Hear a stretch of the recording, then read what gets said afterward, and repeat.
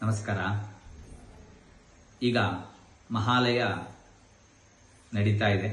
ನಾಡ್ದು ಭಾನುವಾರ ಮಹಾಲಯ ಅಮಾವಾಸ್ಯೆ.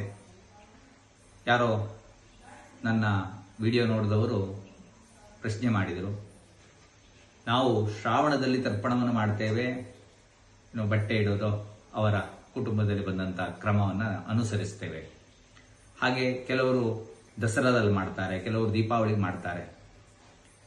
ಶ್ರಾದ್ದ ಅನ್ನುವಂಥದ್ದು ಮತ್ತೆ ಈ ಒಂದು ಮಹಾಲಯದಲ್ಲಿ ಮಾಡಬೇಕಾ, ತರ್ಪಣ ಮಾಡಬಹುದಾ, ಮಾಡಿದರೆ ತಪ್ಪಾಗ್ತದ ಸರಿಯೋ, ಇದು ಪ್ರಶ್ನೆ ಕೇಳಿದ್ದಾರೆ.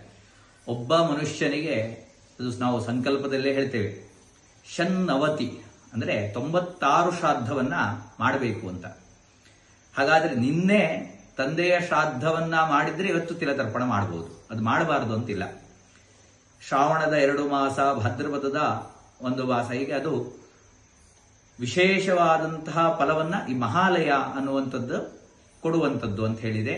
ಹಿಂದೆ ಎಷ್ಟೇ ಸಲ ತರ್ಪಣ ಮಾಡಿದ್ರೂ ಕೂಡ ಈ ಮಹಾಲಯದಲ್ಲಿ ಮಾಡೋದ್ರಿಂದ ಪಿತೃಗಳಿಗೆ ಪೂರ್ಣವಾದಂತಹ ಮೋಕ್ಷ ಪ್ರಾಪ್ತಿ ಆಗ್ತದೆ, ಪಿತೃಗಳು ಸಂತುಷ್ಟಗೊಳ್ತಾರೆ ಅನ್ನುವಂಥದ್ದನ್ನ ಹೇಳಲ್ಪಟ್ಟಿದೆ. ಹಾಗಾಗಿ ಈ ಶ್ರಾದ್ದವನ್ನ ಹಿಂದೆ ಎಷ್ಟೇ ಸಲ ಮಾಡಿದ್ರು, ಮುಂದೆ ಮಾಡುವುದಿದ್ರು ಕೂಡ 16 ಶ್ರಾದ್ದಗಳು ವಿಶೇಷವಾಗಿ ಹೇಳ್ತದೆ. ಆ 16 ಶ್ರಾದ್ದಗಳು ಇದರಲ್ಲೇ 96 ಶ್ರಾದ್ದಗಳಲ್ಲೇ ಬರ್ತದೆ.